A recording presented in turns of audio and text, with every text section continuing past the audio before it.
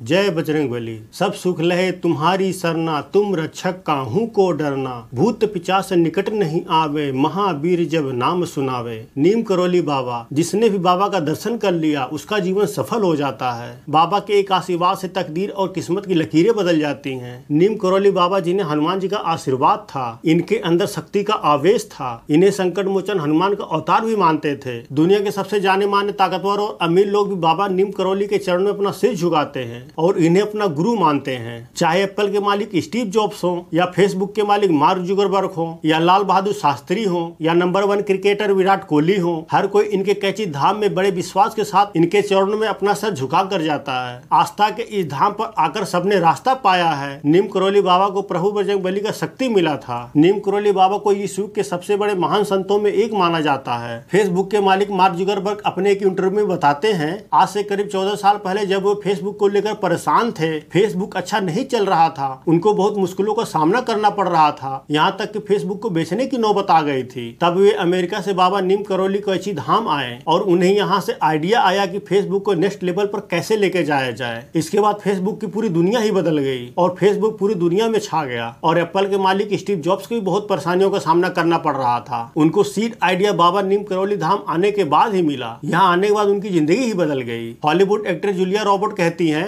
मैंने आज तक इनका चेहरा नहीं देखा, लेकिन बाबा को फोटो में देखते ही मेरा दिल पिघल गया। मैं भारत आई और हिंदुइज्म अपना ली। क्रिकेटर विराट कोहली लगातार में फेलियर होते जा रहे थे। जब उन्होंने पहली बार सेंचुरी पे सेंचुरी मारना शुरू किया, तब उन्होंने कहा मैं कैची धाम आया, बाबा नीम करौली के दर्शन किए, उसके बाद मैंने जीवन में ऊंचाइयों को छूना शुरू किया। नीम करौली बाबा का जन्म सन 1900 में उत्तर प्रदेश के अकबरपुर गाँव में हुआ था। ऐसे महान सिद्ध पुरुष का जन्म नहीं होता है, धरती पर अवतार होता है। और 1973 में इन्होंने समाधि ली, यानी अपने शरीर को त्याग दिए। नीम करौली बाबा ने कभी किसी भक्त को अपने पैर छूने नहीं दिए। वो कहते थे, मेरा नहीं हनुमान जी का पांव छुओ। कहा जाता है कि उनकी थोड़ी पूंछ भी थी। बाबा का नाम नीम करौली बाबा कैसे पड़ा, तो आइए इसके बारे में जानते हैं। एक बार ये ट्रेन से कहीं जा रहे थे। जब ये ट्रेन के अंदर जाके बैठे तो पैसे इनके पास थे नहीं और ना ही इनके पास टिकट था। एक अधिकारी टीटी आया जो कि इनका भक्त था। इन्होंने कहा, उसने कहा नहीं आप बैठ जाइए, कोई समस्या नहीं है। उसकी बात मानकर बाबा बैठ गए। कुछ स्टेशन चलने के बाद नया टीटी आ गया। वो तो बेचारा चला गया। जो नया टीटी आया वो सबकी टिकट चेक करने लगा। जब वो बाबा के पास पहुंचा तो बोला, टिकट दिखाओ। बाबा बोले, टिकट नहीं है। बोला, बिना टिकट कैसे बैठ गए हो, नीचे उतरो। बिना टिकट के बैठना अलाउड नहीं है, नीचे उतरो यहाँ से। बाबा ने कहा, मुझे अधिकारी ने कहा है, उसने बोला है। उसने बोला, कोई अधिकारी नहीं है, बिना टिकट के बैठ गए हो। बाबा जी ट्रेन से नीचे उतरकर करौली नाम के स्टेशन पर वहीं पास में एक नीम का पेड़ था। बाबा उस पेड़ के नीचे जाकर बैठ गए और समाधि में लीन हो गए। लेकिन वो ट्रेन वहां से आगे नहीं चली। बहुत कोशिश करी, सारे इंजीनियर बुला लिए, बड़े बड़े इंजीनियर आए, सबने अपनी अपनी बुद्धि लगा ली, सब कुछ करके देख लिया, पर ट्रेन नहीं चली। ट्रेन वहां से हिली तक नहीं, वहीं खड़ी रही। बड़े से बड़े अधिकारी आ गए, सबने जोर लगा लिया, पर ट्रेन नहीं चली। किसी भी अधिकारी को समझ ही नहीं आ रहा था कि ट्रेन के अंदर हुआ क्या है। उसके बाद लोगों ने कहा, आप जिस बाबा को ट्रेन से उतारे हो, आपने उनके प्रति अपराध किया है। वह बहुत बड़े महान संत हैं जिनको आपने नीचे उतार के भेजा है। सबके कहने पर टीटी बाबा के पास गया। उसने हाथ जोड़कर माफी मांगी। बोला, आप मुझे माफ कर दीजिए, मुझसे बहुत बड़ी गलती हुई है, मुझे माफ कर दीजिए। उसके बाद टीटी ने बाबा को ले जाकर फर्स्ट क्लास के कंपार्टमेंट में जैसे बैठाया, ट्रेन चल पड़ी और तब से उनका नाम नीम करौली बाबा पड़ गया। आज लाखों लोग हर साल कैची धाम आश्रम में जाकर कंबल चढ़ाते हैं। आज लाखों लोग जाकर हर साल कंबल क्यों भेंट करते हैं, इसके पीछे की एक कहानी है। नीम करौली बाबा हमेशा कंबल ओढ़ा करते थे।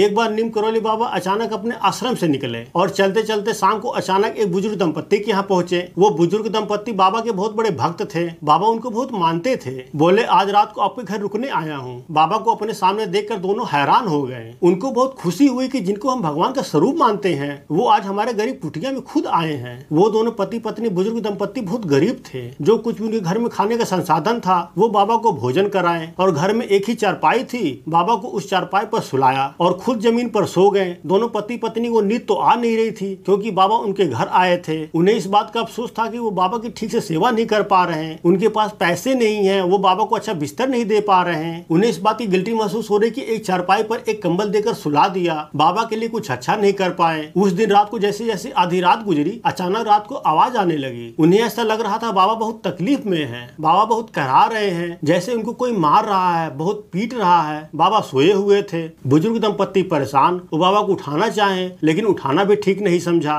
सोचा बाबा से कुछ पूछे, अब क्योंकि बाबा की नींद ना खुल जाए। उन्हें ये भी लग रहा था बाबा आधी नींद में हैं। उन्हें बहुत दर्द हो रहा था, वो हिल रहे थे, लेकिन बाबा पूरी रात कराते रहते हैं। इसी बेचैनी में दोनों बुजुर्ग दंपत्ति उनको देखते रहते और रात जाग कर काट देते। जब सुबह हुई, सुबह उठते नीम करोली बाबा धीमे से आराम से उस कंबल को लपेटा और लपेटने के बाद उस बुजुर्ग दंपत्ति को दे दिए। बोले इसे गंगा में प्रवाह कर देना, लेकिन कंबल को खोल कर मत देखना। ये दोनों बहुत हैरान हो गए। कंबल को प्रवाहित कर देना, खोल कर मत देखना। इतना कहने के बाद बाबा वहां से चले गए। जैसे ही कंबल को उठाया, कंबल बहुत भारी, ऐसा लग रहा था जैसे इसके अंदर लोहा भरा पड़ा है। उनके अंदर क्यूरियस तो हुआ जानने की इसके अंदर है क्या, लेकिन गुरुदेव का आज्ञा था, इसलिए इन्होंने कंबल को खोल कर नहीं देखा और कंबल को ले जाकर गंगा में प्रवाहित कर दिए। कंबल प्रवाहित करते समय उन्हें अजीब सा लगा। कुछ दिनों के बाद उसी दंपत्ति का बेटा बर्मा युद्ध के बाद घर लौटा, जो कि ब्रिटिश सेना में एक सैनिक था। उस समय हमारा भारत देश आजाद नहीं हुआ था, भारत अंग्रेजों का गुलाम था। इनका बेटा अंग्रेजों की तरफ से बर्मा फ्रंट पर लड़ाई लड़ रहा था और उस समय सेकेंड वर्ल्ड वॉर चल रहा था। इनका बेटा अंग्रेजों की तरफ से लड़ रहा था और दूसरी तरफ से जापानी सेना थी। पूछने पर बताया कुछ दिन पहले ही एक रात अचानक दुश्मनों के सैनिकों ने हम पर चारों तरफ से हमला कर दिया।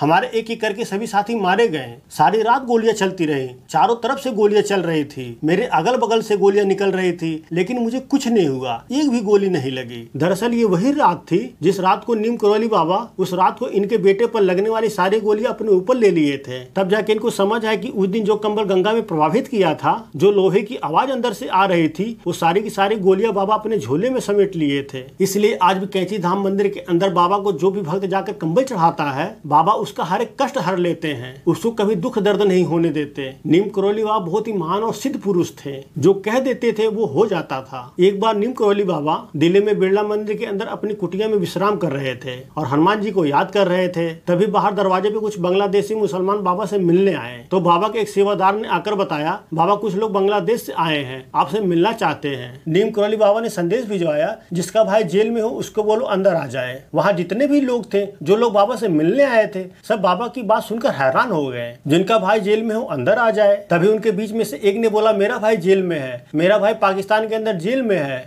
फिर उसको अंदर ले जाया गया। अंदर जाने के बाद बाबा ने कहा, तुम्हारा भाई जल्दी ही दुश्मनों की कैद से बाहर आने वाला है और तुम्हारा देश का सबसे बड़ा शहंशाह बनेगा। इतना कहने के बाद बाबा बोले, जाओ अपने भाई के आने की स्वागत की तैयारियां करो, वो आने वाला है और अपना समय खराब मत करो। उसने पूछा, बाबा कैसे मुमकिन है? मेरा भाई तो पाकिस्तान की मियां वाली जेल की काल कोठरी के अंदर है, सरकार उसको सजाए मौत का ऐलान कर दिया था। बाबा ने कहा, अपने घर जाओ और भाई के आने की तैयारी करो। बाबा बाहर जाने का इशारा किए और लेट गए। क्या आप जानते हैं वो कौन थे? वो जो बाबा से सवाल कर रहे थे, वो आजाद बांग्लादेश के पहले राष्ट्रपति शेख मुजीबुर रहमान के छोटे भाई थे। नीम करोली बाबा हनुमान जी के बहुत बड़े भक्त थे। इस पूरी दुनिया में बजरंगबली जैसा सेवा भक्त नहीं है, ना कभी था और ना कभी होगा। इस दुनिया में आज ही बजरंगबली धरती पर जीवित है। बजरंगबली प्रभु श्री राम के बहुत बड़े भक्त थे। जहाँ पर भी राम कथा होता है, बजरंगबली किसी न किसी रूप में वहाँ पर अवश्य होते हैं। तो प्रेम से बोलो, जय बजरंगबली। अगर आपको वीडियो पसंद आए तो प्लीज लाइक, शेयर और सब्सक्राइब करें। मिलते हैं अगले वीडियो में, तब तक के लिए